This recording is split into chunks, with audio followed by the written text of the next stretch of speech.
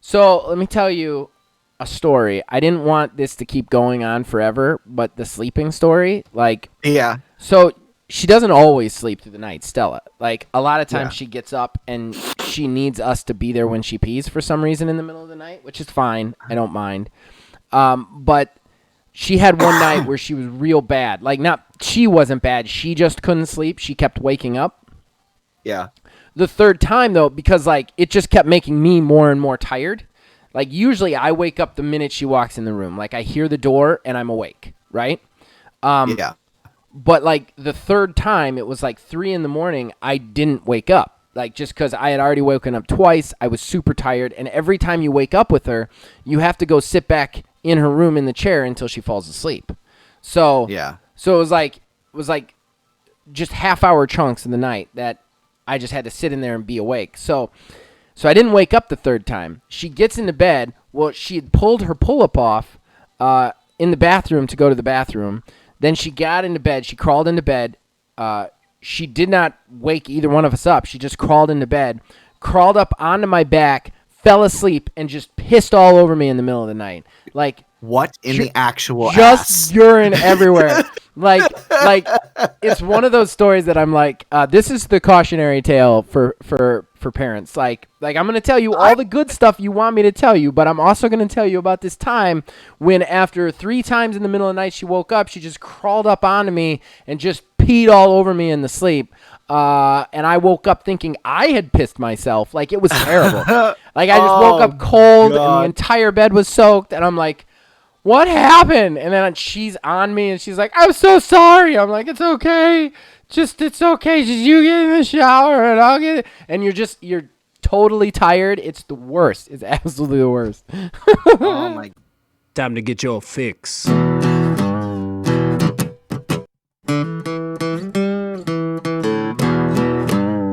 It's a horrible gaming podcast. It's not good, it's not great. Horrible gaming podcast. It's not even what you would call fair. It's really not that good.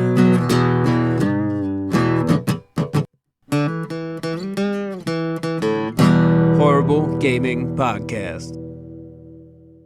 Hello, my name is Zachariah with Old Man Gaming. You have decided, for whatever reason, to tune back into another horrible gaming podcast. With me, as always, is Neil, aka Tiny Wizard.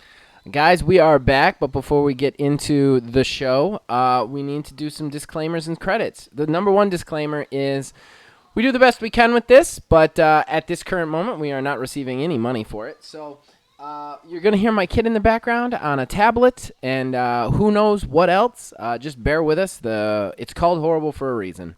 As far as credits go, if you are watching this on YouTube, you have noticed some nifty, fancy, original graphics. Those were done by Mark Bell. We thank him for that. And then, of course, the theme song to this show and all of our shows here at Old Man Gaming are done by Nick Van Sliders, and we thank him for that.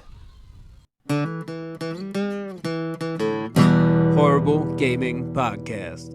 All right, so that brings us to the top of the show. Our first segment, probably our most favorite, Fan Traction. That's where we talk to you guys, the fans. We use your comments to decide the horrible arena from last week. We read your comments, as many of them as we can, out on the air, and we respond to them. We just talk to you guys. We open a dialogue. It's a lot of fun. If you guys want to get in on it, you can get in on it anywhere, Discord, Facebook, or the YouTube show itself.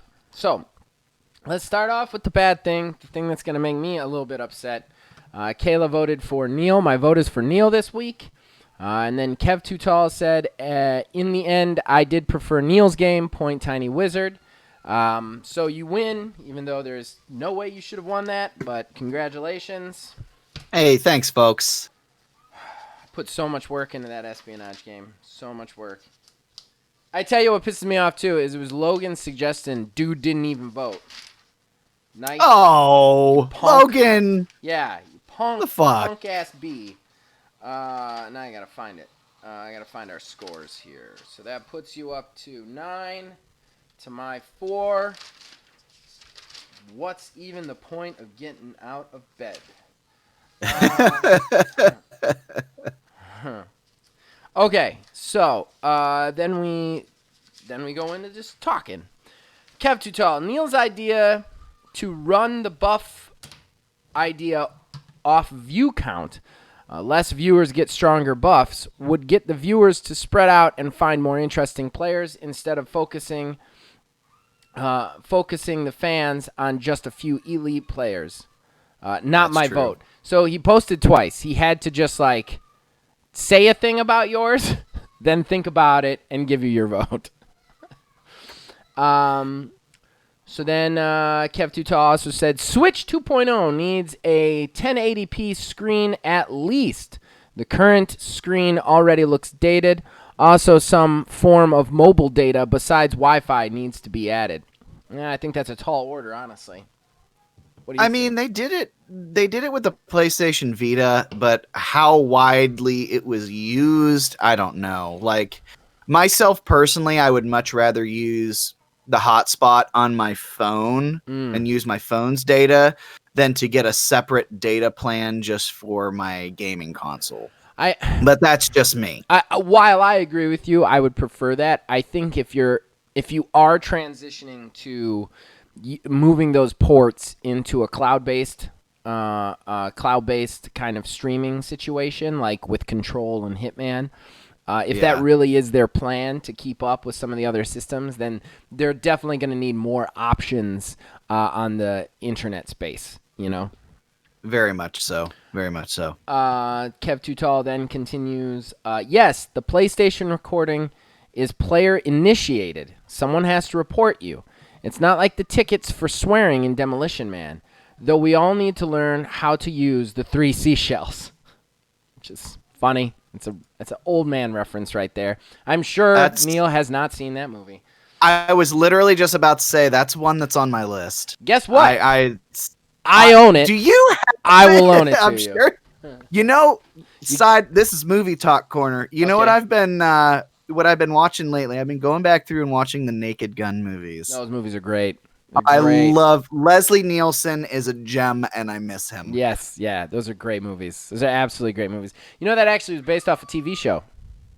Really? Yeah, called The Files of Police Squad, and it had Leslie Nielsen in it too. It only had like 2 seasons, and it was nowhere near as popular as the movies. I don't know why it got a movie, but like, yeah.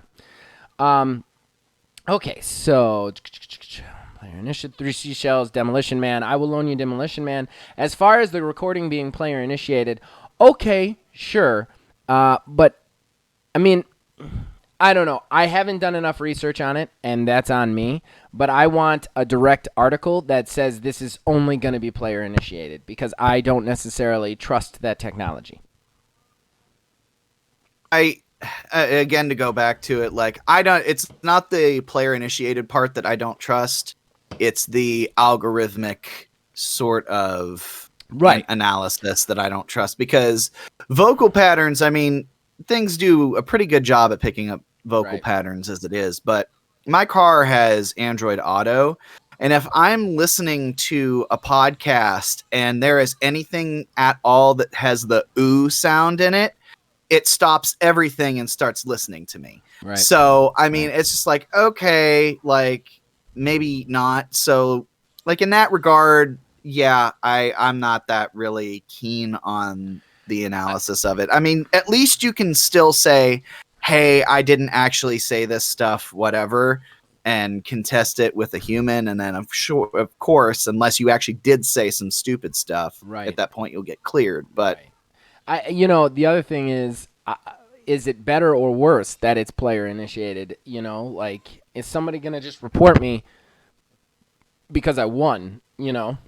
Yeah, and that's gonna happen. Yeah. But at the same time, they can report all day, every day, just because somebody wins. But if there's nothing in the vocal patterns that was said that like brings up, then like, yeah. I'm still very nervous about it, I guess. Like this is all stuff that we're saying that we think it is, but we haven't actually seen it in action. And I wouldn't say I'm looking forward to it. I'm interested to see how this actually plays out in real time, you know? Right. Then Kev Tutal says, the most Kev Tutal section. Yay, Kev Teraction. Yes, this was definitely a Kev Teraction episode.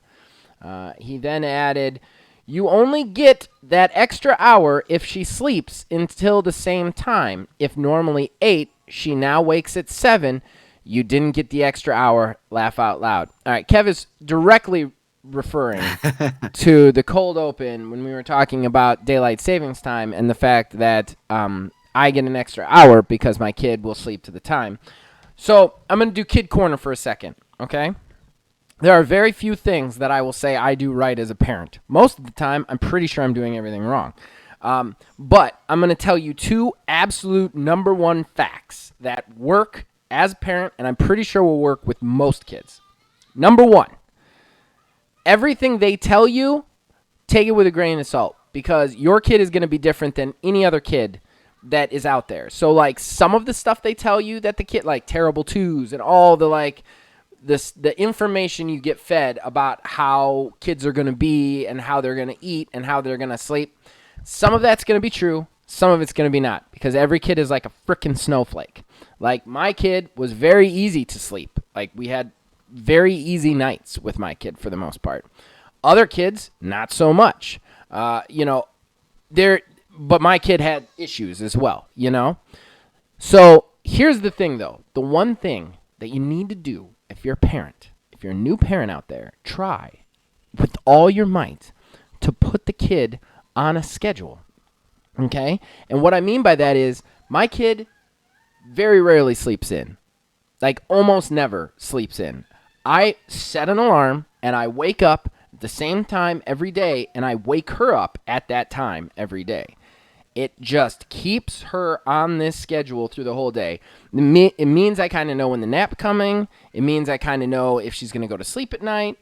Everything. Like, I'm telling you, it's the one thing that you can control that is the way to go. Just, like, not with newborns. Don't do that shit with newborns. Just let them sleep. But, I mean, when the kid is a kid, just every day, hey, it's 7:30, time to get up. Because then she will sleep in, Kev, because I'm not waking her up at that hour. Okay? That's my one parenting advice ever. I mean, as an adult too, that also works.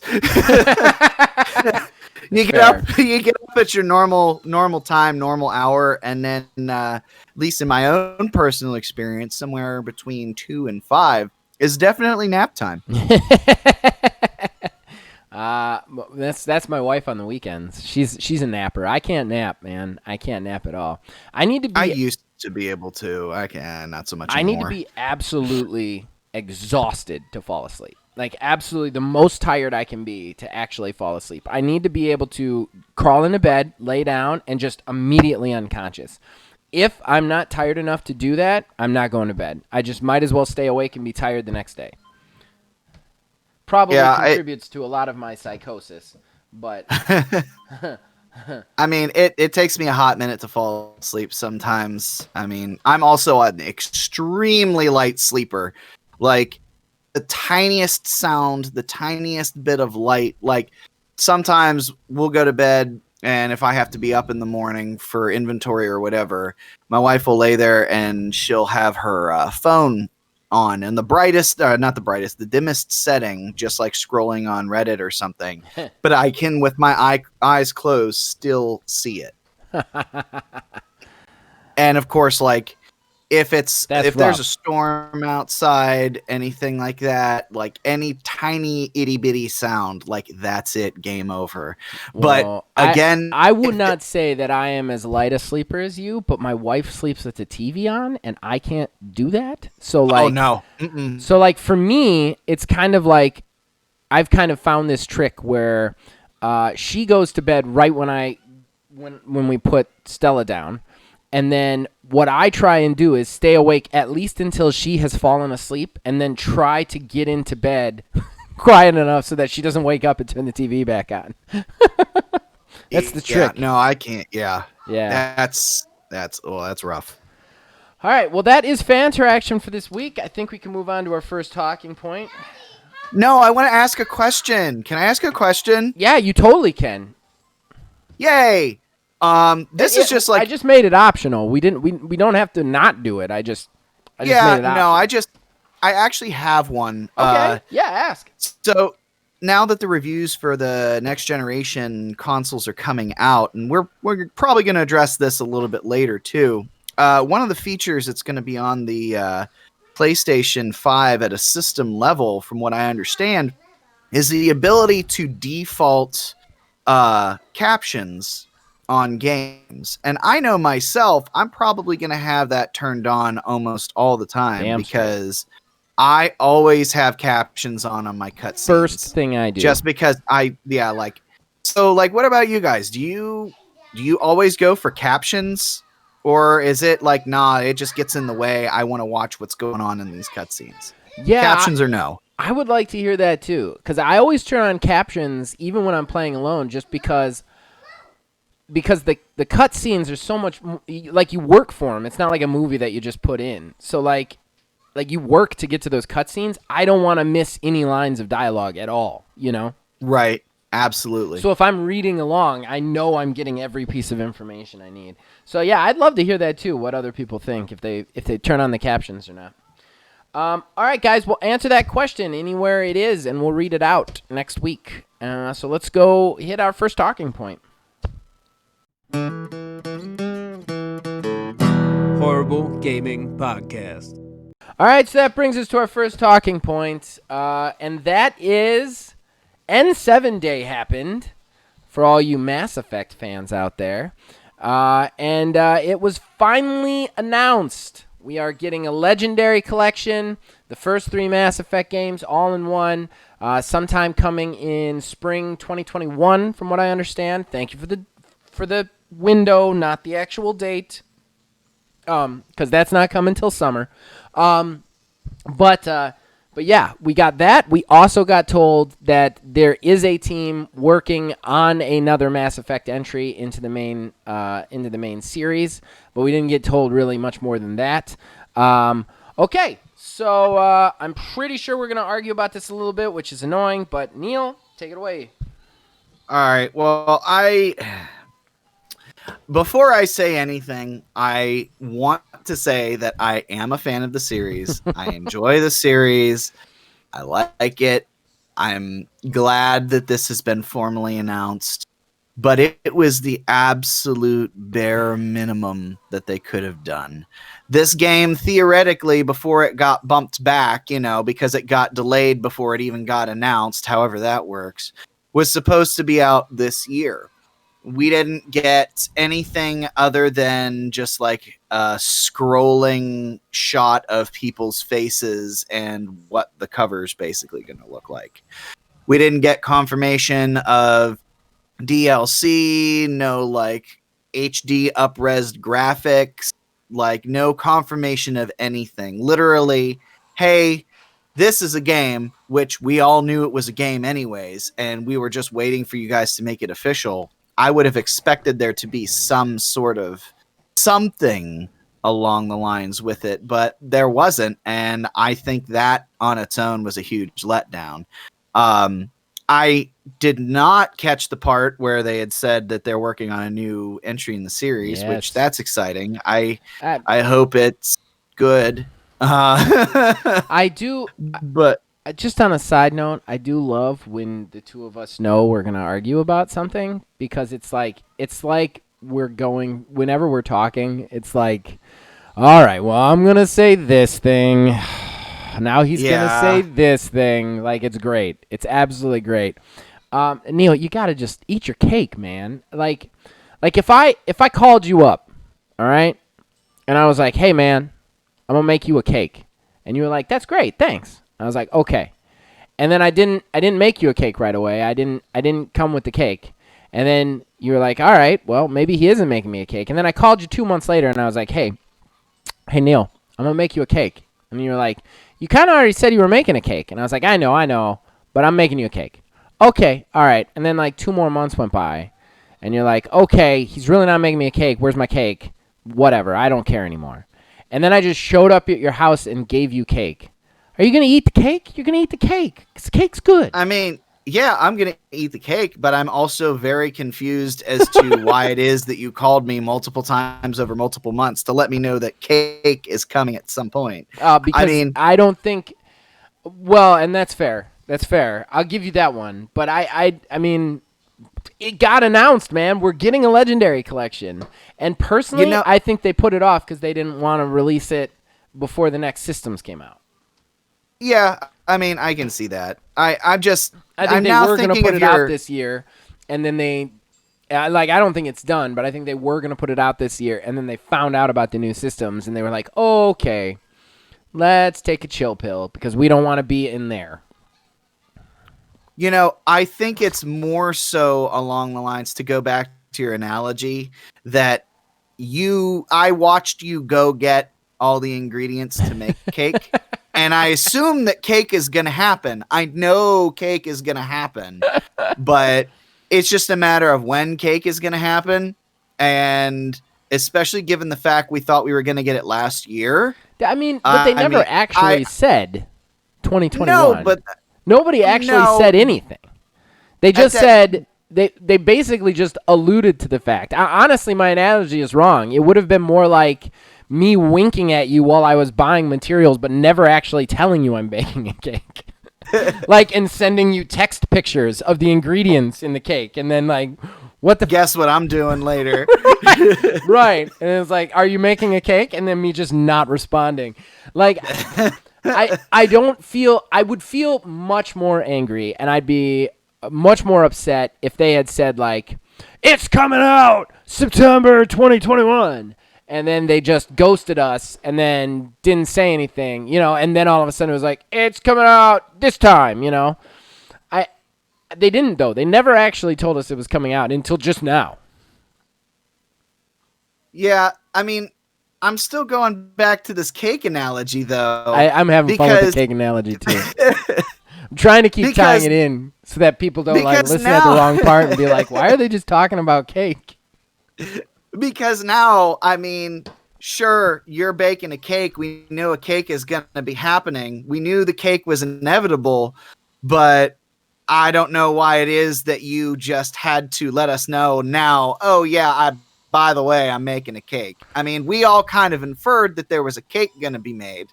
And the ingredients at this point have kind of gone stale because the ingredients have been sitting out on the counter for almost a year, Sure, I'm going to go get some new fresh ingredients for your cake, first of all. And second of all, there was a specific day that was Cake Day, and we had to do something for Cake Day because the last time Cake Day came around, we didn't do anything, and everybody got really mad at us, because all we did was change our profile picture to a picture of another guy who was part of the cake.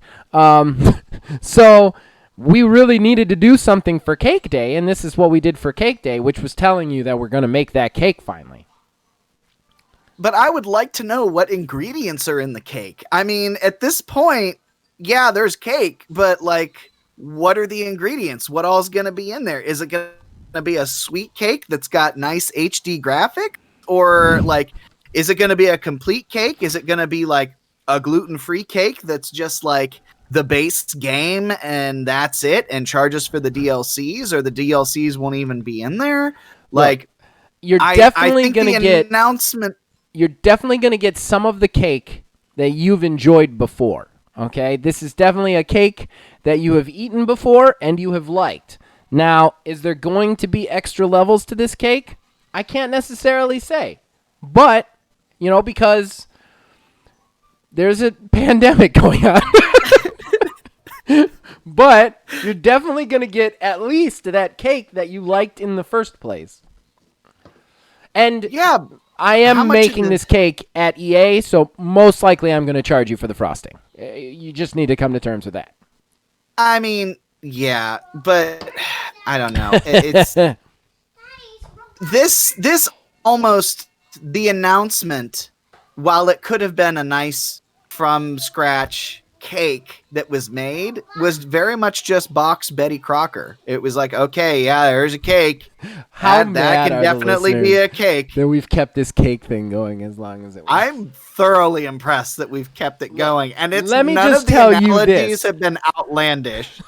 As somebody who has enjoyed a nice cake and a cake from a box Betty Crocker, sometimes box Betty Crocker cake is all you need. Sometimes it's all you need, Neil. I'll tell you this, though. before you know what the cake is in the end, it's nice to be happy about the cake that you now know is being baked. Whereas before, you weren't actually sure the cake was being baked. You just knew we had all the ingredients and that we had your phone number and liked to send you pictures of eggs. Now, the cake is actually being baked. Whatever that cake is, we at least know it's being baked, so we should be able to be happy about that.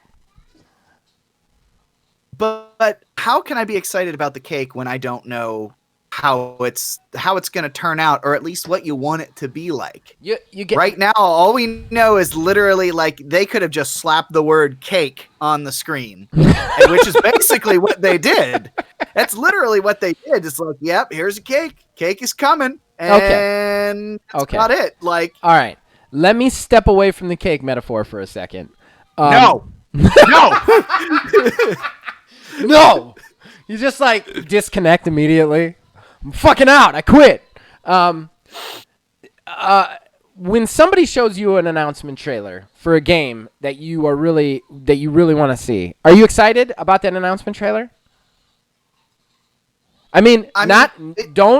Don't even think about Mass Effect. I'm trying to prove a point here. Just follow my logic. I'm talking about a game that you thought was going to come, like a sequel or something that was going to come, and you see the announcement trailer for it. Do you get excited about that announcement trailer? I think the difference in it lies. No, seriously. Just answer the question. Difference lies. Well, that's the thing is it depends on how, like, my response to that depends on how exactly, it's been presented. Like Fable. When Fable we knew Fable was a thing. And then when they showed that Fable announcement trailer, like, okay, great, here it is. A nice brownie. Like, to bring it back to the baking analogy. Fable's fair, because Fable, honestly, I feel like Fable is very comparable to this situation, because what they gave us was just, they should have had so much more. Yeah, and that's literally the argument that I'm making with this is It's been kicked around for so long. We've known it's been a thing for so long, and the absolute bare minimum that you can do is throw out an announcement trailer that doesn't even say what they're going for. I'm going to go ahead. I very rarely do this, but I'm going to go ahead and concede the point to you. I think you're right. I think that's fair. I do think that we should still be excited that we finally got confirmation that we're getting this thing that we want. Like, I don't. Again, yeah. Like, I am happy that it's finally been announced and it's real, because there's been plenty of things out there that, to go back to Fable, I was beginning to think that it wasn't real because it had been gone on about for like 2+ years before we got any actual confirmation that it was a thing. So, like, I mean, on that level, yeah, like I'm happy that there's been an announcement, but I just think that there could have / should have been at least a little something more. Like I said, I'm conceding the point to you. I think that as a debate, you're not wrong at all. I was very excited to find out that game is coming out. Like, I don't know, like, for me, just the fact that they're finally doing that collection just got me so excited that, like, I didn't care anymore. But like I said, I concede the point to you. I think you're right. I want to pivot now, if that's okay with you. Sure. Are we still talking about cake? Can I you want to just talk about cake for the rest of the, like... let's talk about cakes. No lie. I mean, that's all I'm thinking about now is cake. I feel like at least once a month we need to bring the cake metaphor back as a metaphor for gaming somehow. I think that's got to be a thing. Okay, so Mass Effect. Let's pivot to the Mass Effect collection. As you have just said, we don't know what it's going to be, right? Don't know. Right. What does it need to be, in your opinion? What do they need to have in there? What does it need to be for you to be like, yes, this is what I wanted? Like, that felt weirdly aggressive. I'm just trying to start a conversation. I and I think it doesn't need to do anything crazy. While there had been rumors floating around that they might be overhauling some of the systems from the original game, Yeah. and like implementing them more in the way of what happened in 2 and 3. Right. All I ask of it is to just have up-res graphics, and if anything else, I think wishful thinking to have the game transition in such a way to not have the option to play the 3 games individually, or have the option to play like the Chronicle, to where you don't have to load in your old file from the first game, whatever like that, into the second, to where you can literally finish the first game and it goes to black and it just loads you right into the second game. I think that would be really cool and interesting. I don't think it necessarily has to approach remake territory. That being said, if it did, that would be absolutely amazing, and truthfully would make it feel like a brand new game. But I don't have all I want is the complete package with all the DLCs and updated graphics. Okay. So for me, one thing that's always bugged me is I actually liked Mass Effect 1's system better than the other two. Like, I liked the story of the other two and the way you play the other two, but I actually liked the first one better. I liked those heavier RPG elements. Yeah. However, if I'm looking at this objectively, playing those games, and I did recently, not too recently, in the last like 5 years, I played through them all again on backwards compatibility. So I played them right in a row, you know? The first time I played them as they came out, the second time I played them right in a row. And it's jarring. It is really jarring to go from like 1 to 2, and then even from 2 to 3. Like, each game's systems are so monumentally different. I think as a whole, it would behoove BioWare to universalize those games. Especially if you're playing through them one after the next, it would just make so much more. Like, if it's going to be the heavier RPG elements, it is. If it's going to be 2s, if it's going to be 3s, whatever. But just universalize how those games play, because it's jarring to go from like 1 to 2. Like, it really is. Oh, yeah. I think I know that approaches remake territory, but I think if you're releasing a collection of them, you're telling people to play them in a row, and I think people are going to be like, I think that's going to be the biggest complaint is, oh, wow, I played these separately. I had no idea how different these games were. You know, even from 2 to 3, like 3 is closer to 2 than 2 is to 1, but it's a very different game. Yeah. I mean, I was just going to jump into your point. I think if they do that sort of unifying sort of thing, I think, my own personal opinion, I would prefer that they do 2's system more so than any of the other ones. 2 to me is still the best in the entire series. See, I thought 2 was the best game overall, but I actually prefer 1 just because I liked those like heavier RPG. I liked equipping my secondary characters. I liked actually like giving loadouts to all my characters. Like, 1 was a little bit more of a tinkerer's game. You know what I mean? Yeah. Like, and I'm not knocking 2. I'm not trying to say, like, 1 is better than 2 or even argue with you on that point. I'm saying that, like, 2 was very much an action game with some RPG elements. 1 was a role-playing game with some action elements, you know? And I tend to lean more into the Tinkerer's build sort of situation. Honestly, what I'd love is if they found a way to take the best of all 3 and put them all into 1. You know, take those heavier RPG elements from the first one, marinate that with the second one's heavy action, you know, and even get some of the stuff in 3. Like, that would be great, you know? Because each one does something really good that the other ones don't. And then each one has something where you're like, man, I wish they did this thing from 2 or they did this thing from 1, you know? Wish they just do that. Just universalize them.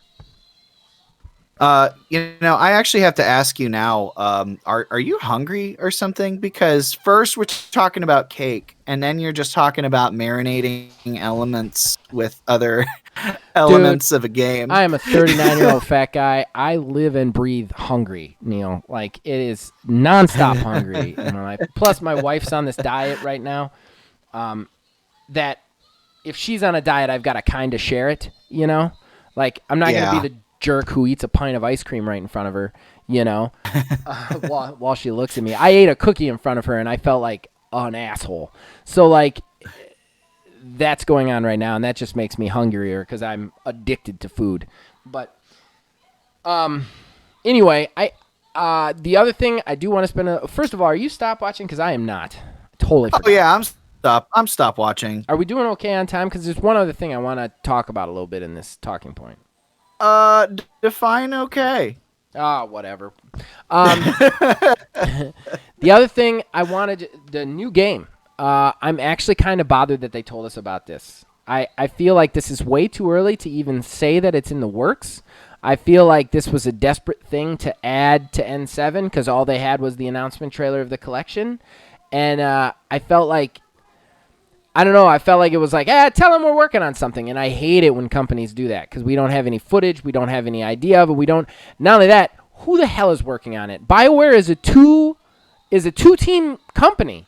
Who the hell is working on that new game? Like, who?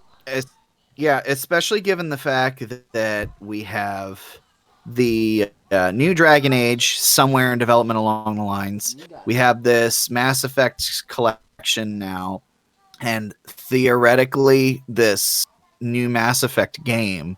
That's 3 projects between 2 teams. Either something's been shelved or they have a team split, which is not a good thing to do. Not a good thing. And I know they've moved a lot of stuff off Anthem, but like Anthem is been getting a ton of press lately for their 2.0 information. So that is actually a thing that's happening. Like they're actually working on that. That means they've got a team on that, you know? Right. I mean, yeah. Plus, you got Dragon's Age, which is just nonstop, always being worked on. You've got this remaster.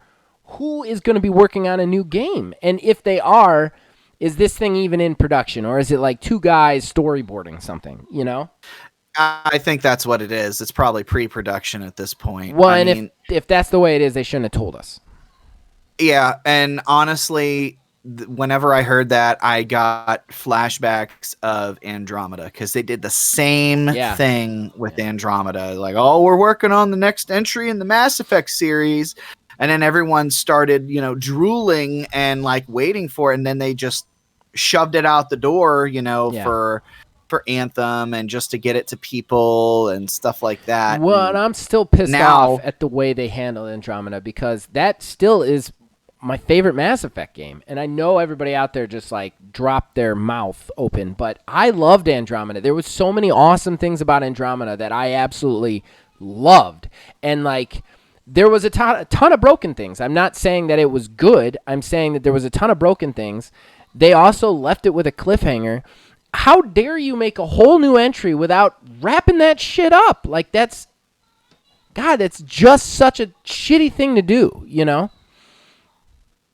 You know what would be interesting though, because I guess spoilers for the trilogy, the original trilogy. Yeah. If you've not played it, at the very end of the 3rd game, it's basically established that all of this, the whole thing was a story being told to a child.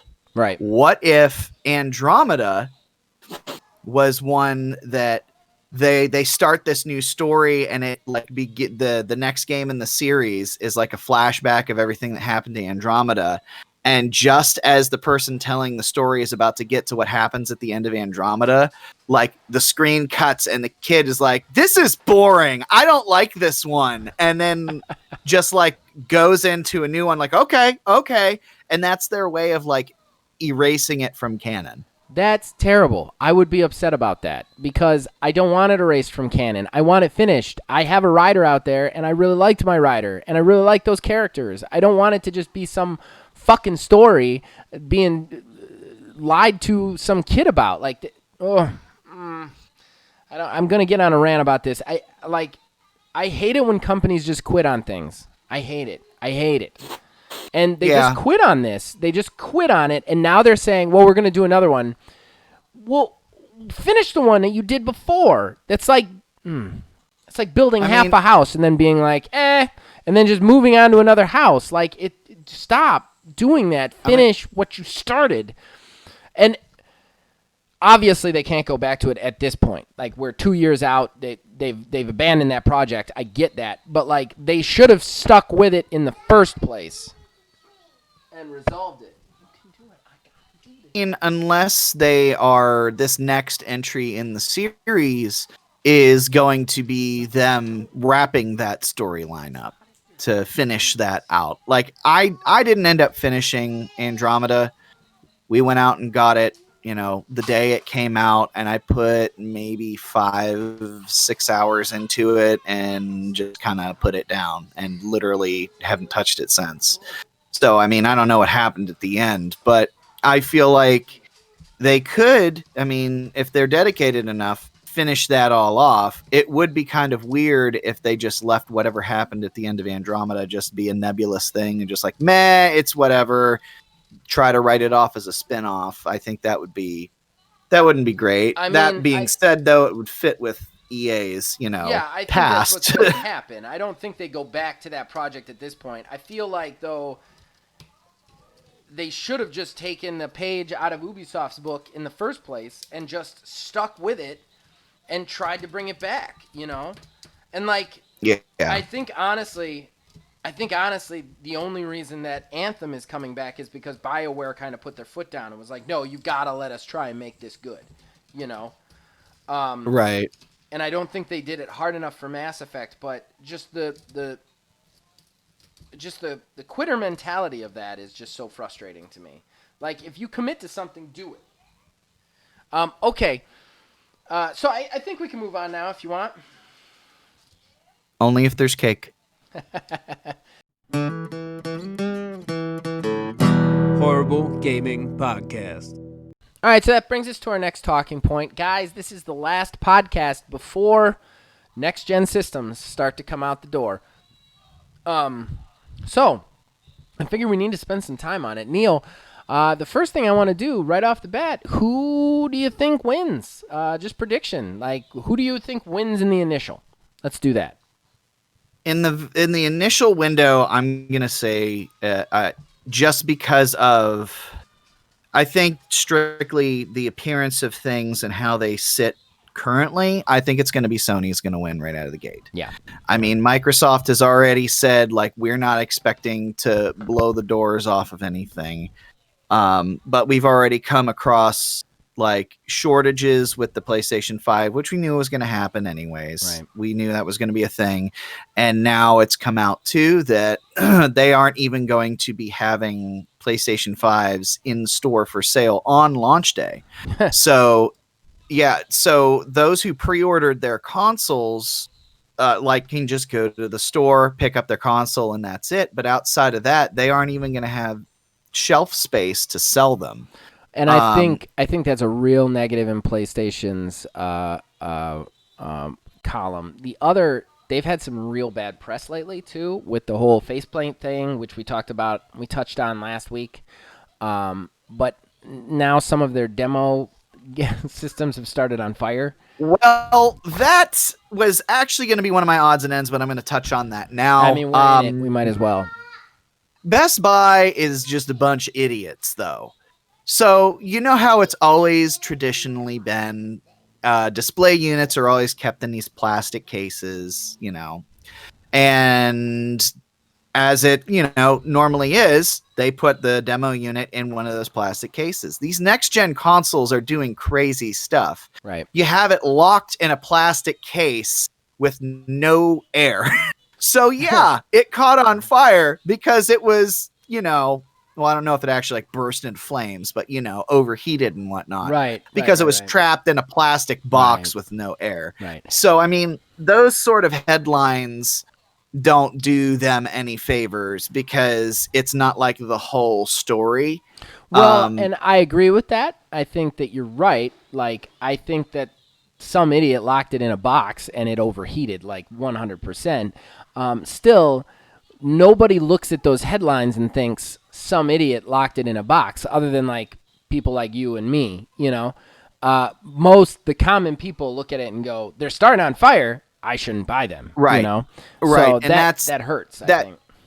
Yeah, and I think that's just more so news outlets looking for a story to run, not necessarily like Sony hiding something. Oh, they actually overheat, I mean, that's just common sense. I mean, we've actually looked already, and I'm a little nervous about where we have to put our PS5 because of our actual entertainment center. Yeah. Our only options are really going to be standing it up on the side of the TV, which is not good because we have cats, and or laying it down inside of a cubby. And you got to do some special stuff to that. Like their design is probably their biggest weakness, in my opinion. Their stats aren't great, like compared to the Series X, but I feel like they've gotten past that, or they're close enough that it doesn't really matter that much. But like their design is it's too heavy, it's too clunky, it's awkward, it looks like crap. It's just not good.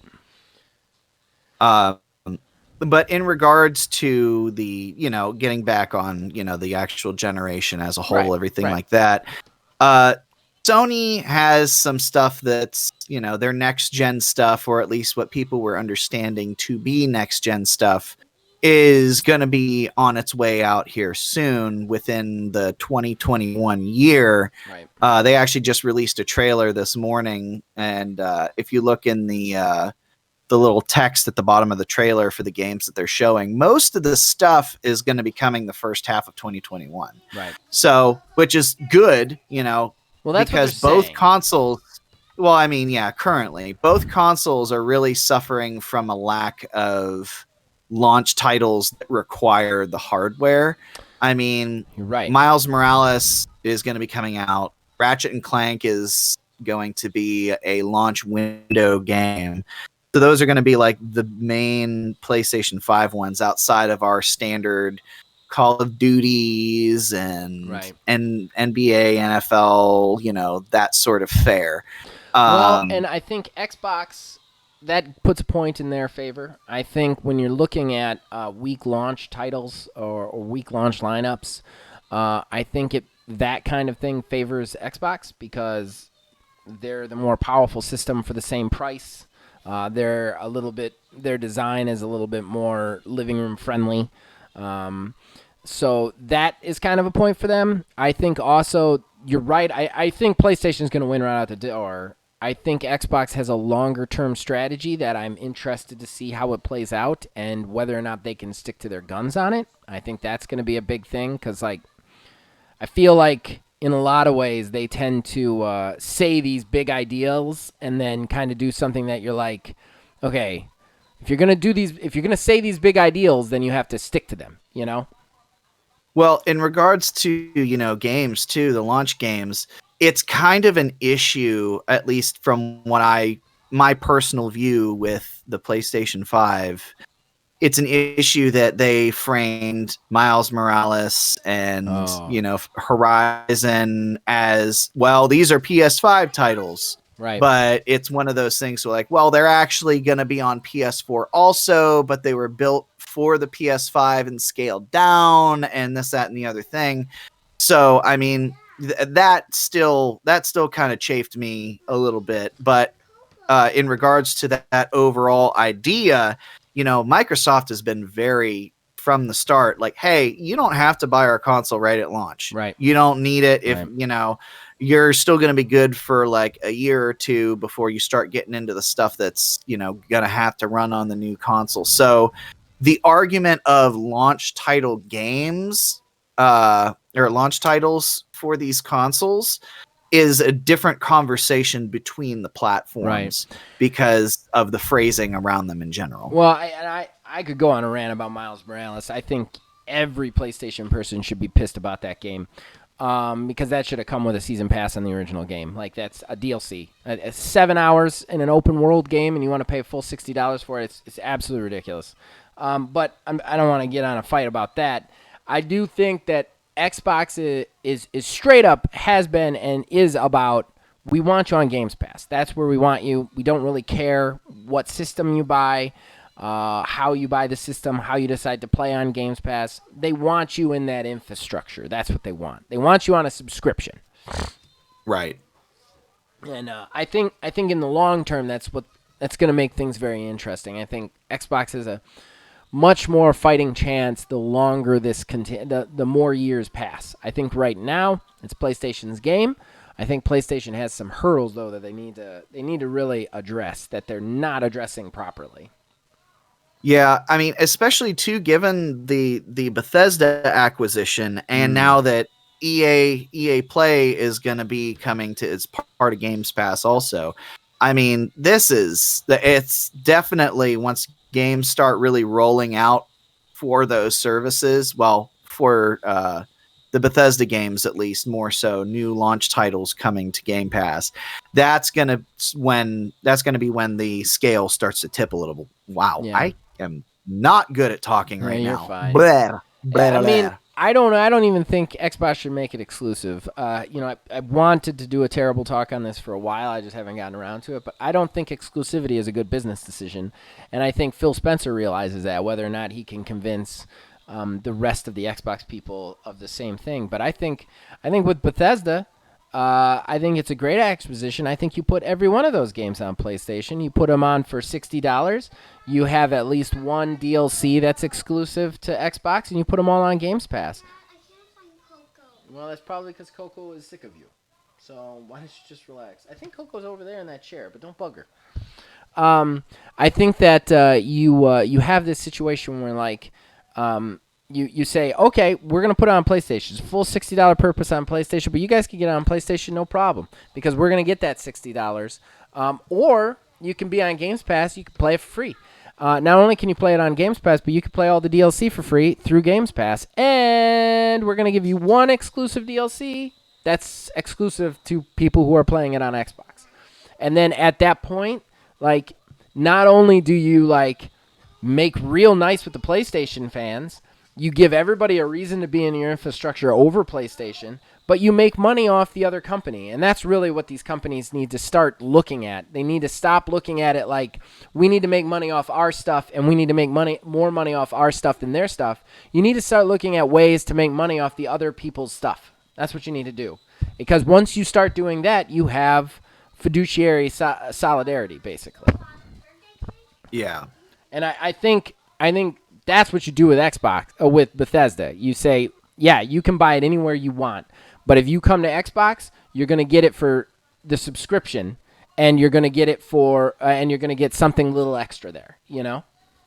Yeah. And then every PlayStation fan will be happy with you. They'll be like, hey, man, Xbox is cool. They released it on my system. I don't have to buy a new system for this.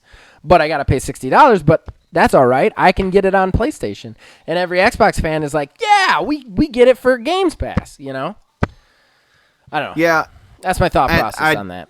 Yeah. No, and then I do have to say, though, like, given everything, how it's all played out, I do wonder how the long term is going to play out for these consoles, because as it stands right now, where Microsoft is with their console, it's like something like 15% more powerful or something than the PlayStation 5. Granted, it all comes down to how they optimize the games for the consoles. So we'll see that here soon once we get the Call of Duties and everything coming out, the same games across the next gens. Well, it'll be really interesting to see the cap, too, because like that helps in the long term, because if the Xbox Series X, in 2 years, if the games that are coming out on Xbox Series X are just like blowing the PlayStation 5 ones out of the water because of that 15%, we're going to start to see a shift, you know?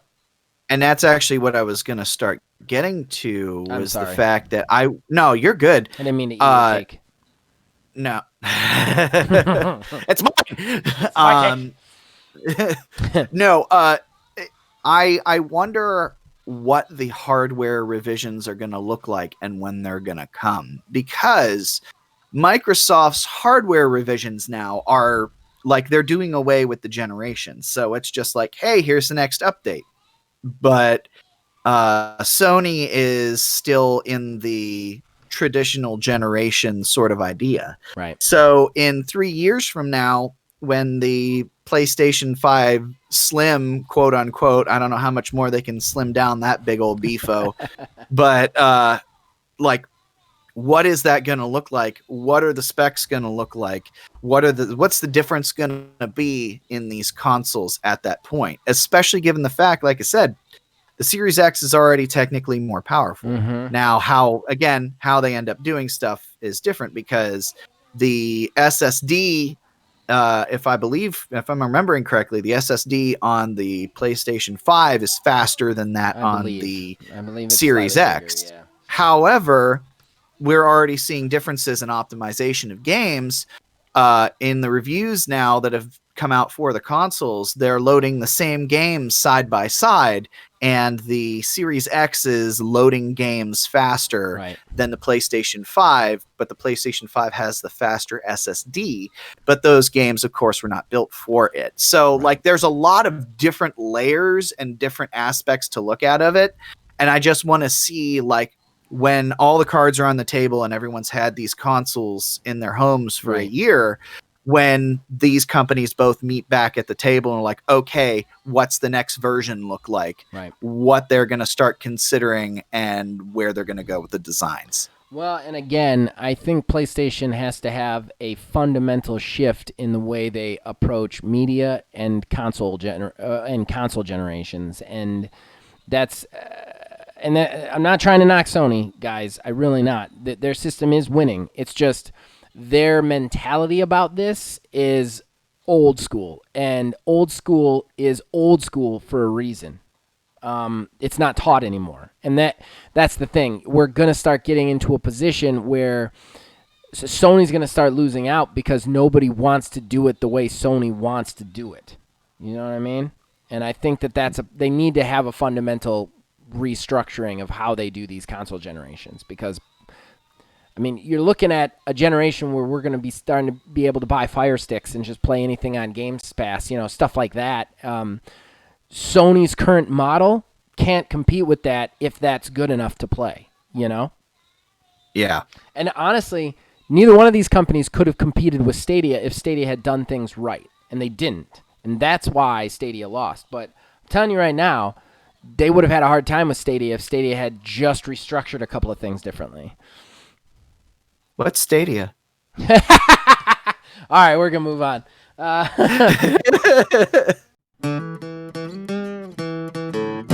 Horrible Gaming Podcast. All right, so that brings us to odds and ends. This is the part of the show where we like to do quick talking points. News stories that we found that aren't worth an entire talking point, but that we want to mention. So, Neil, take us away. All right. Well, right out of the gate, there's this one here, and it's already made its rounds too. I know Kev shared it in the Discord as well. GameStop. Oh my God, GameStop was no longer, because since they've got a backlash from this. GameStop was trying to get their employees and store managers to do TikTok dance challenges on TikTok and try to make them go viral. The reward for winning this challenge was 10 more labor hours during the week of Black Friday. This is disgusting. Like, literally, dance for me, and I will give you money. Like, well, not even give you money. I'll dance for me and I'll give you work. Yeah. Like, this is gross. Like, there have been, some shady things that have happened, and it's just like another, like, bam, another layer to this cake. If we're keeping the analogy going, just disgusting, terrible. Again, the company has since reversed this because they got such backlash on it, as they should have. But yeah, I mean, you don't even have to say anything about it. You're just hearing it on a surface level. If you were giving the employees like, oh, and then you get like like $500 worth of gift cards to disperse between your team at the store or something like that, that would kind of make sense. But 10 more labor hours? Come on. Okay. So first of all, because you forgot, Neil does not speak for anybody other than himself on the subjects of GameStop. His opinion is his and his alone. I don't want you to miss one. I don't want you to miss one. Yeah, especially this one. Yeah, I know that I'm gonna get a little hate for this, but I didn't get actually that mad about this. I'm gonna say right now, I'm not defending it. It was terrible. I feel like this was somebody's stupidity, though. There's two types of mistakes I see. Like, evil is when GameStop forced people to stay open and use the pretense that they were essential. Like, that to me was like evil. Selling hand sanitizer that wasn't backed by the FDA just because they needed to make money. Evil. Like, stuff like that's evil. I feel like this was like an exec who thought this was just a really great idea and just got really sad at the backlash. I feel like because there was other prizes that were involved in this, but it was only for the store manager. Yeah. Like if you read the article that it's the store leader is supposed to get everybody to dance, and then the store leader gets like an Amazon Echo and $100 or something like that if his store wins, and then he also gets 10 free labor hours to give to somebody. And that to me, like, I almost felt like this was a thing that was like almost like in the fine print. Everybody kind of focused on it, and it is shitty, but I feel like this was stupidity. I feel like somebody was like, Mike, did you really put hours in this? And Mike was like, what? I thought it'd be a good idea. Everybody could dance. And Mike, we gotta fire you, man. You can't make people dance for hours, dude. Like that's how I felt like this. I'm sorry. I mean, I can see that as well, but I felt like this was ignorance, not. Yeah, I mean, if it was literally, if the idea came from a bunch of just suits at a table that like are just higher up executives, right? Yeah, who just don't understand their shit. But that's what I felt like. If it came at the same time, if it came from like the PR division, who like specializes in that sort of stuff. That's true. That's stupid. But I think it's just bold-faced dumbness. I don't necessarily think this was like, I wasn't as bothered by it. I chuckled, and like I would be more bothered by it if it was something they sent out to every employee and it was just for hours. Like, everybody does this TikTok, and if you win the TikTok, we let you work harder on Black Friday. But it wasn't. It was sent out to a store manager, and that store manager also could compete for prizes, and that store manager got to assign those 10 hours to an employee during a busy time in the thing, which basically more or less meant we can have more employees during a busy time. Other stores can't, which is wrong. Like I said, I'm not defending it. It's wrong. It didn't scream malicious to me. It would have screamed malicious if they were like, hey, everybody do this TikTok competition, and anybody who wins gets 10 extra hours, like specifically them on Black Friday. That would have been, but like the competition was for the store leaders to organize their people. You know what I mean? Like, I don't even think the people who sent it out meant for the people under the store leaders to know that they were supposed to be getting extra hours to assign, that part I don't know. I mean, if it was something that's just that was how it buried... felt to me. And don't get me wrong, I'm not defending GameStop. They're a terrible company. I'm just saying I don't feel like this was as evil as half the other shit that they've done, Yeah, if it was something that was buried in the fine print, like, okay, maybe I can see that. But I think if it was front and center, like, hey, here's some labor hours, dance for us, monkeys. Right. That's exactly. Like, but like when I read the article itself, like read it top to finish, it didn't feel like that. It felt like I don't even think they meant for the normal employees, the shift lead, to know about that. Okay. That was weird. My dog just went crazy. Pause for a sec, okay? Yeah, you good.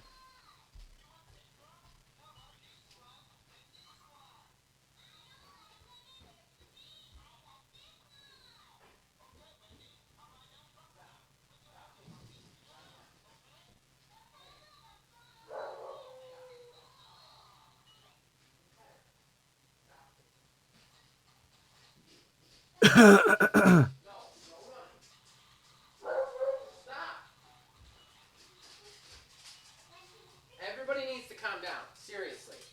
That's not cool. Stop chasing her.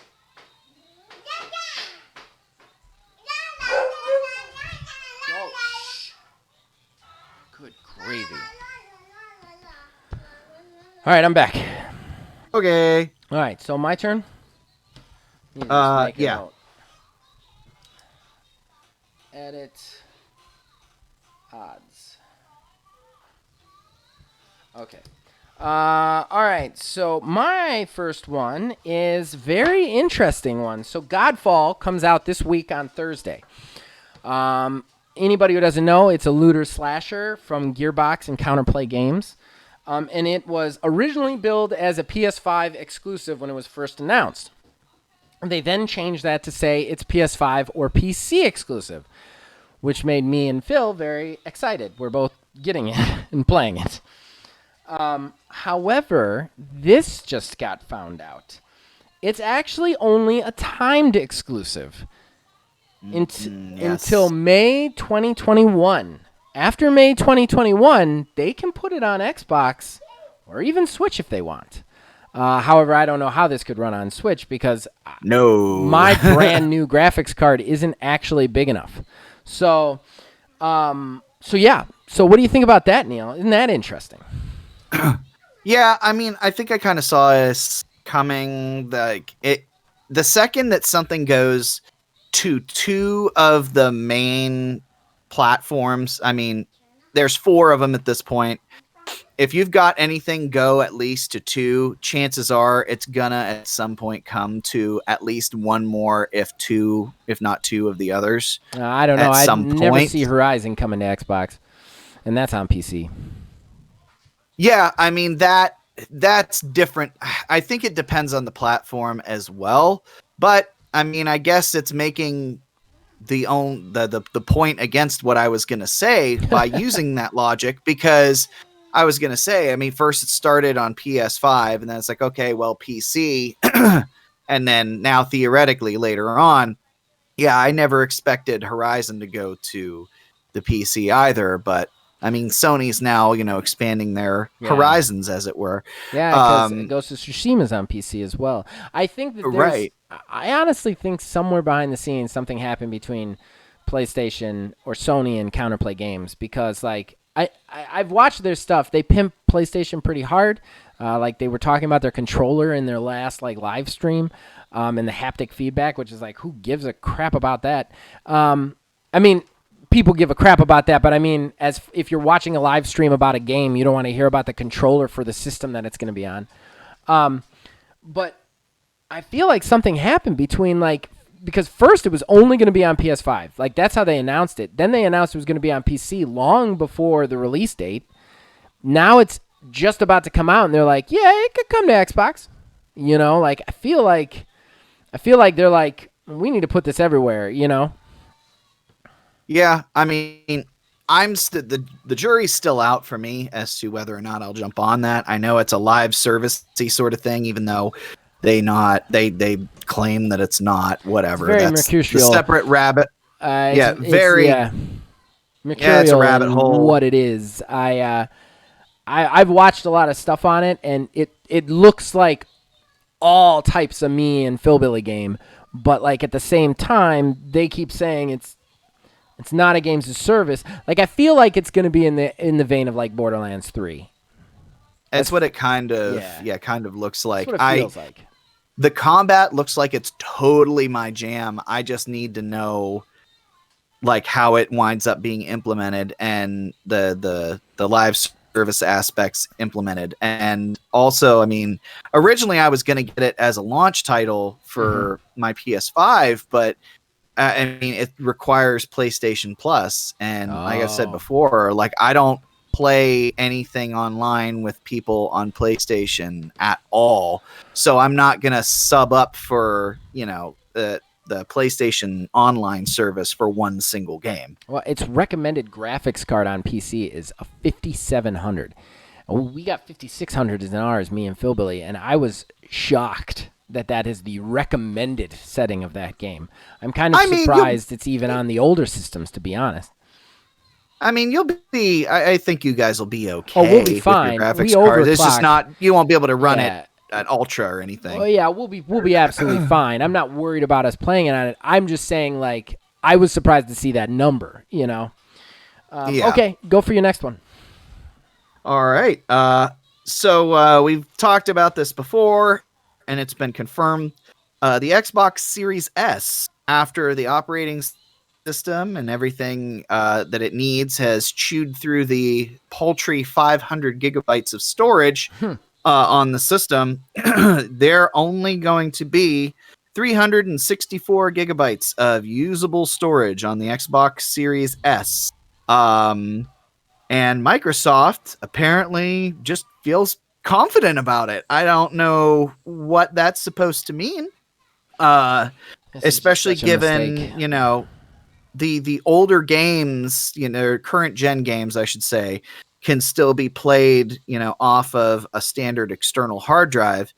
Anything that comes next gen that you're going to be getting through theoretically Game Pass is going to chew through that really fast. Yeah, I don't understand. I don't understand that. Like, here's the thing too. Like, you could technically put the newer gen systems on an external, and you just wouldn't be able to take advantage of the SSD, which sucks or whatever. But if when they had made the S, they had just left like the state of the art SSD out and given us more space, I would have been okay with that. Like, I would have been like, okay, I'll take the load times for the cheaper price. But at this point, you've made this system that, like, we can have like 5 games on it? Like, I don't understand why they did this. Like, it's not worth it. It's not worth it for only $200 cheaper. Maybe if this was a $200 machine, but it's not. Like, I don't know. Like, part of me almost thinks the Xbox One X is better than this. Well, I mean, I don't know in that regard. I can play, like, I don't know, like, everything's going to be forwards compatible at the beginning anyway. So, like, I don't know, like, I don't feel like this is the thing that they want it to be because of that storage. Right. And IGN's review had even said, too, what we had said in the past about this whole thing. Once you buy external storage that is compatible with the Series S, you're already looking at $220, so you may as well just spring for the One X or Series X anyways. It's a no-brainer at that point. Like, and if you're going to have a half understand. system, if you're going to have a half system, if you're going to have a half system, I'm okay with that, but you can't make it so that the only way to use it is to make it as expensive as the big system, Like, very clearly they want this as a Games Pass system. I get that, but, like, you have to have space for the games to be on your hard drive. Like, the space is still a thing that you need. Like, I don't know. I almost feel like if you had left that big-ass SSD out and given me more space and just said, hey, you're going to have load times on this, but you can run it in 4K or whatever, and you can run all the next-gen games, I would have been like, okay, I'm down with that. I'll take the load times. Like, I don't need that bell and whistle. I'd give up that bell and whistle for $200, but what you're effectively doing here is giving us that bell and whistle and making this system not monetarily smart, Right. So, I don't know.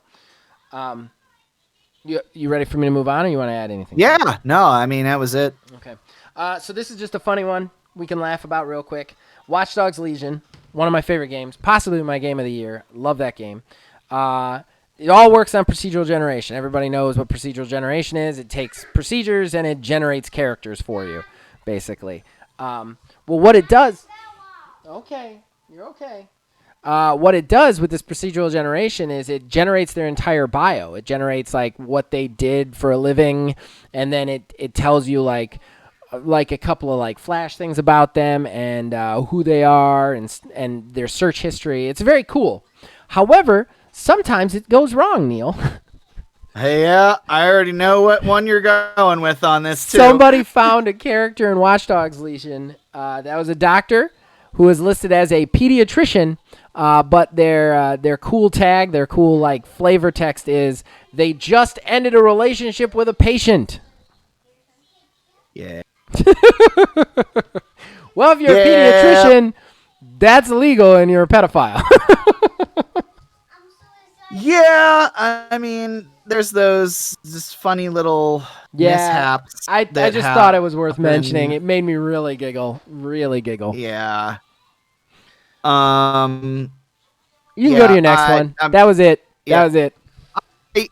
I would hope though that they go back through and reevaluate their generations and put like limits on what can be combined. I'm that's sure one of those. Will. It's already received a couple of patches. I mean, I'm sure they're gonna find those. I don't think anybody out there is thinking like, oh, Watch Dogs Legion meant for a pedophile to be in the game. You know, I think it's just a funny mistake of the procedural generation. Yeah.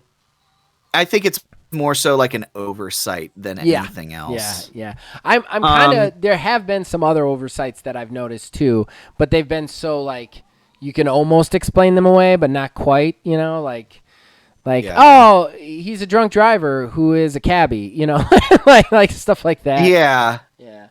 Now, all right, you can go ahead and go to your next one. I just wanted a quick laugh. Well, speaking on storage, again, this time for Sony, the PlayStation 5's expandable storage won't even be available at launch. It sounds like it's physically locked down from a software level. So you can't expand the memory in that regard yet. I guess that's something that's going to be unlocked or taken care of at a later date because there's not really drives that can take advantage of it. But also what that also does too, it eliminates the possibility of using a hard drive like a pack mule for PlayStation 5 games. PlayStation 5 games must be stored on the internal storage. They physically cannot be moved to external storage to move them around. There's no way to do it. Oh. So can I just say, I have never in my life been so let down by a console generation. I don't know if it's because I'm old and cynical or because I recently switched to a PC or what, but like I remember being excited about every console generation before this one, even with like crazy stuff like Xbox having a Kinect and possibly having to like register your games or whatever. I was still excited for the next generation. I am not even excited for this generation. I think it's going to be a clusterfuck of bugs and issues and annoyances for better load times. It's just, I've never been so happy to not be a console gamer anymore, I guess. I don't know. I'm just not excited about it at all. Yeah, I mean, it's worth noting that this stuff may only be like this because there's nothing that can really take advantage of it just yet. Right. So, I mean, that could change over time, but at least at launch, you're not going to be able to move stuff around. I still feel like these consoles could have waited a year or two and would have been great. Like, you know, it would have been much better. We would have been better off on the technology. They would have been more affordable. Like, I don't feel like we need these consoles yet. I feel like they're overbuilt. They're trying to do too much. And it just, God, the stuff that comes out about this. I don't know. I might be wrong. I didn't have a YouTube channel on the last generation, so maybe that's it too. But just, I am just so unhappy with the consoles at this point. It's sad when the console I think is the best right now is the Switch. So my last one, and this is crazy. EA announced that they're going to start production on multiple new sports franchises. What the fuck does that mean, Neil? They have every sports franchise already.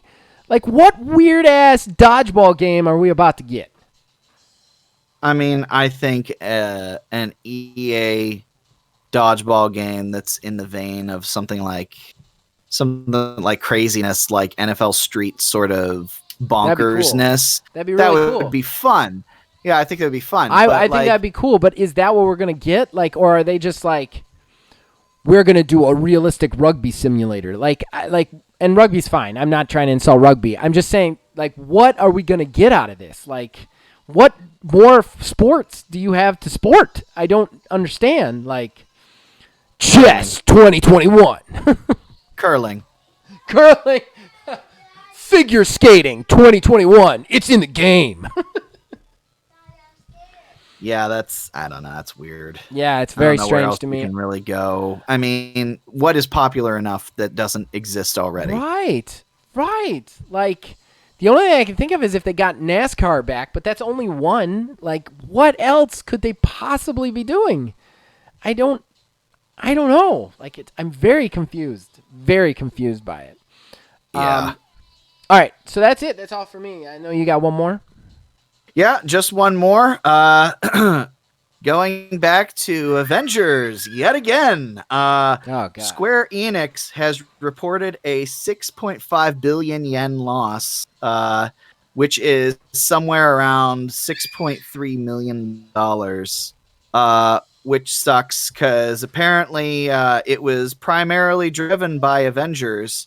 And Avengers cost them $100 million to make, and only sold 3 million copies of the game. Yeah, that game's a nightmare.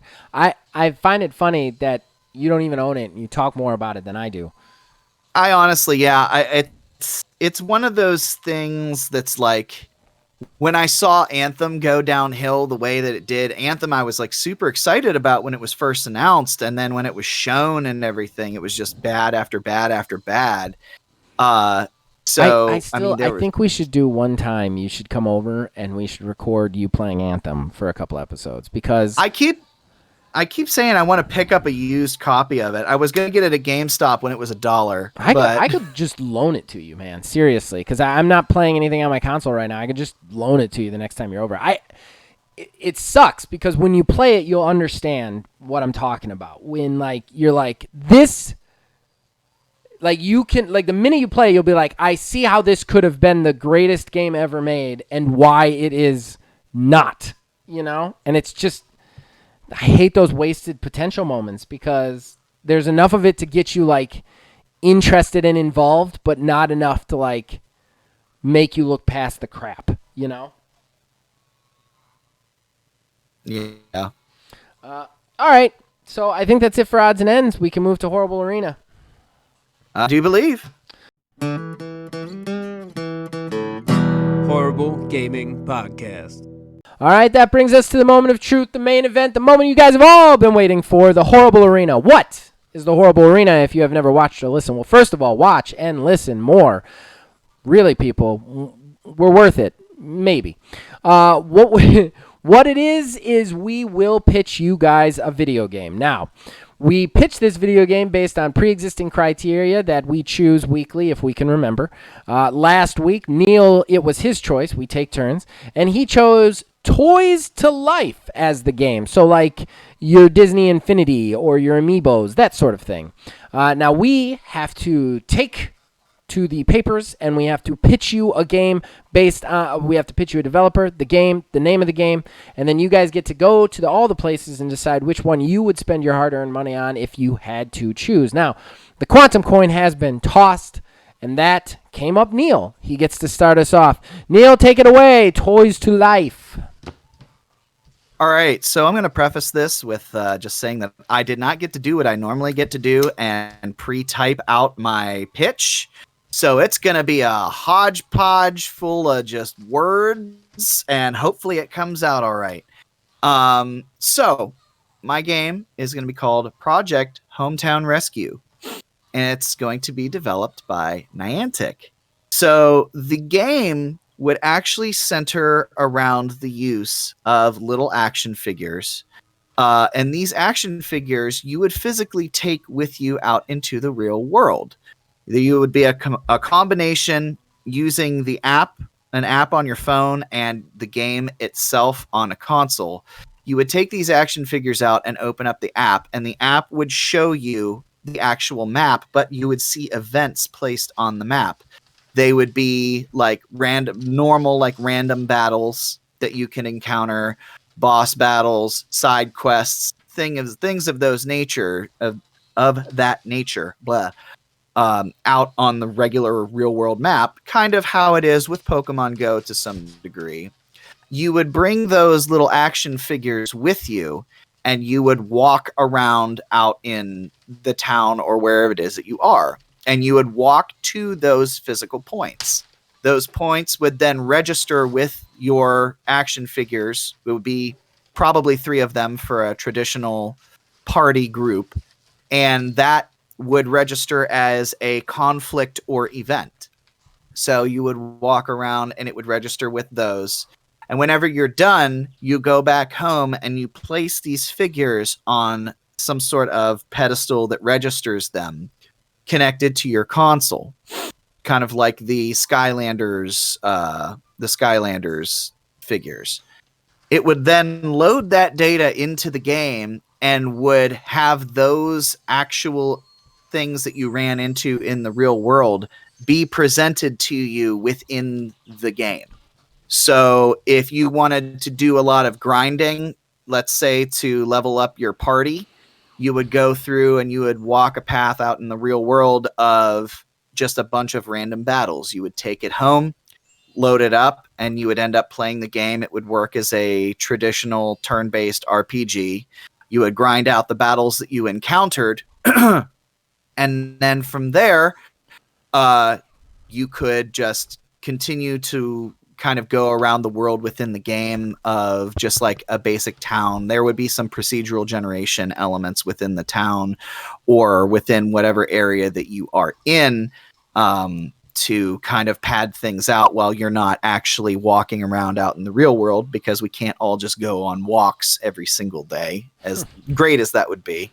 But then, like, to progress the story, you would have to find like a boss encounter or something along those lines. You would walk around in the real world with those same figures and go ahead and fight that way. You would gain levels by grinding out these battles that are available that you find in the real world, but you would also get a little bit of experience for the walking in general.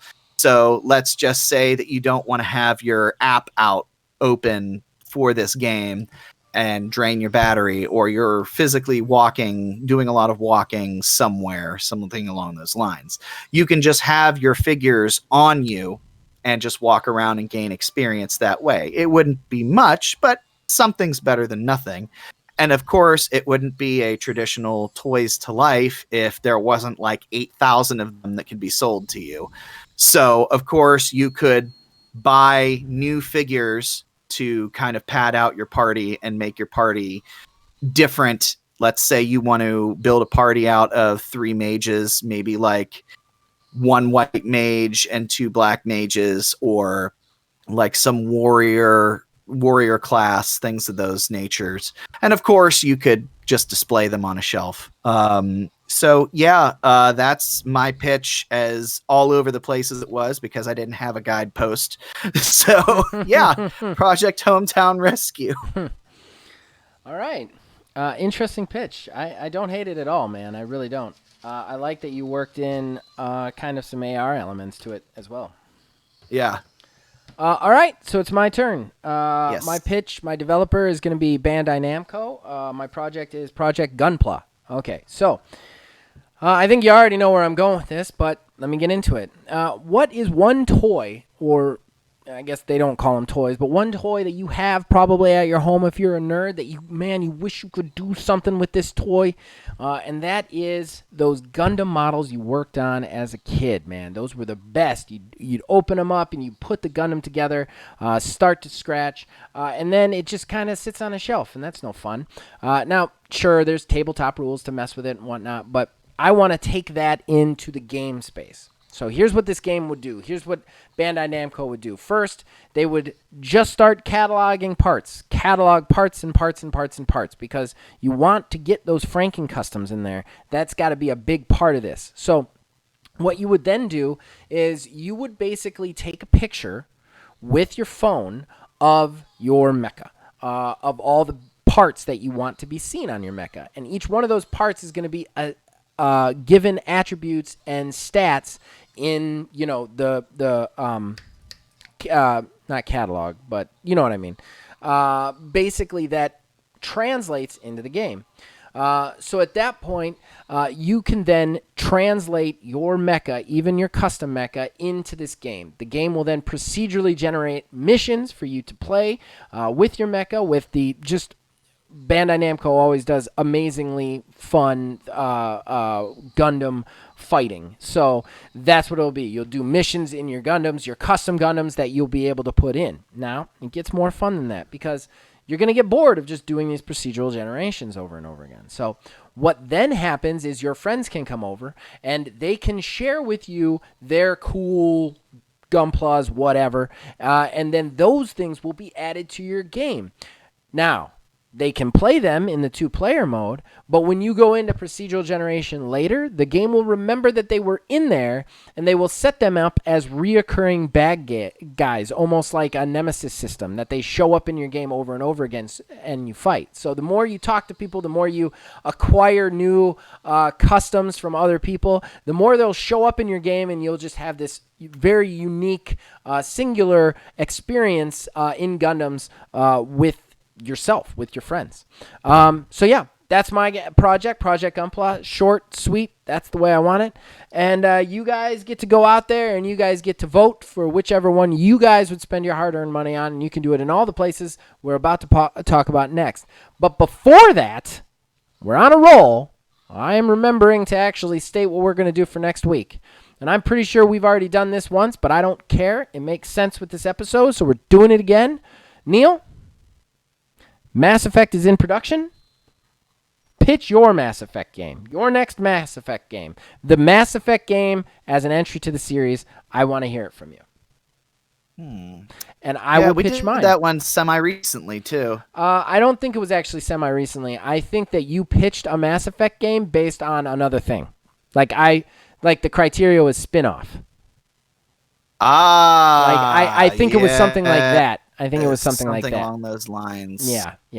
Or a DLC or something. It works with this plot, with this story. So I think it was I will say this: the Mass Effect game that you most recently pitched was at least in the old 52. So it's fair game. Yeah. So let's do it. Let's pitch our Mass Effect games next week. And as far as that goes, we're about to plug a bunch of stuff. Horrible Gaming Podcast. All right, guys, that's it. That's the end of the show. Finally, I'm sure this went long, but whatever. So, Neil, do you have anything special you want to plug this week? Not just Halo Infinite Road is a thing. We're going to be recording more of those here soon. Outside of that, I just want to briefly just mention, I don't know if anyone has seen in the Discord, whatever, these chuckle fucks here in their PCs have gotten me to finally get off my ass and start getting pieces put together for my own build. I mean, it's going to take me a while to get around to it, but it's beginning. That's just... It's just information, I guess. It's not really a plug. That stuff. Yeah, no, that's fine. Philbilly can also always come over, and we can all do a build video again together if you want, once you have all the pieces. I was about to say, at the rate that I'm buying things, I bought my one of 10 pieces that I need. So at the rate I'm going, it'll be about this time next year when it's done. Well, I just want to go ahead and plug a couple of special things. Number one, I did a 3-part miniseries, Deep Rock Galactic, finally dropped into Games Pass.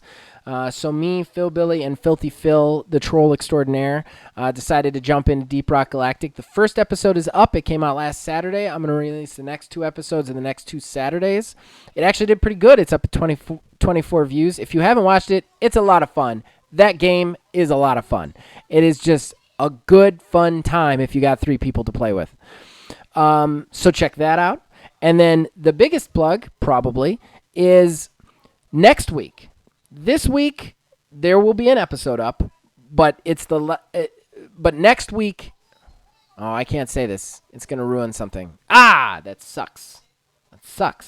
I can't promote it.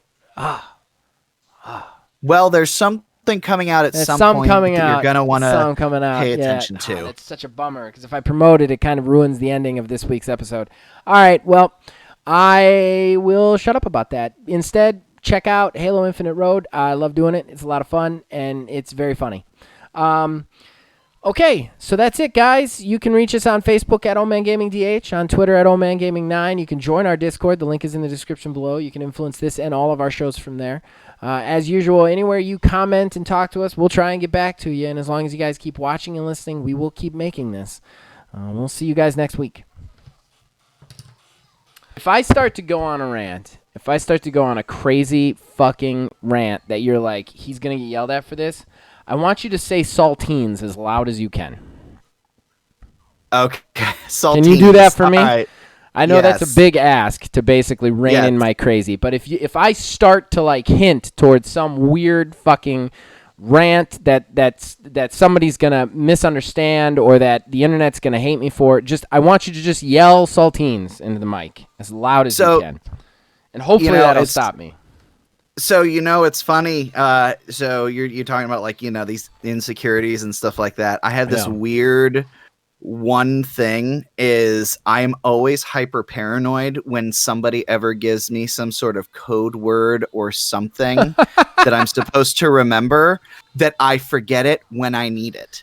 And I panic about it. Like I genuinely panic about that. Like That's great. We have a What if I wrote it in the chat? Would that help? Yeah. Just salty.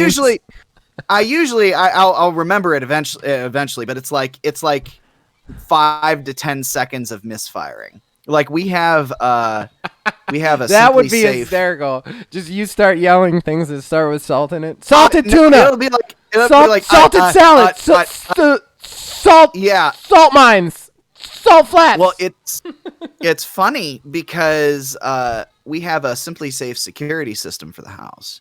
Okay. And one of the things of it incorporates a safe word. And to make any changes over the phone with the safe word, you have to say it, or whenever there's a phone call, like if the system goes off, which happened to us when we were that time last year when we were in Cincinnati, if the alarm goes off, they will call you, and before they do anything, they need to know the safe word, because there's also another safe word that you can use that you say for like people who know, like, how Simply Safe works. There's a secondary safe word that is like a secret safe word that actually means danger. Okay, like don't if somebody's say got a one gun of to those your safe head. words, because I might use this for cold open or. Oh yeah, bonus. no, I already had one of those planned. safe words. I'm gonna stop you right there. Yeah, I had already planned on not. But that's the worst, because it's too safe. Like that's like double.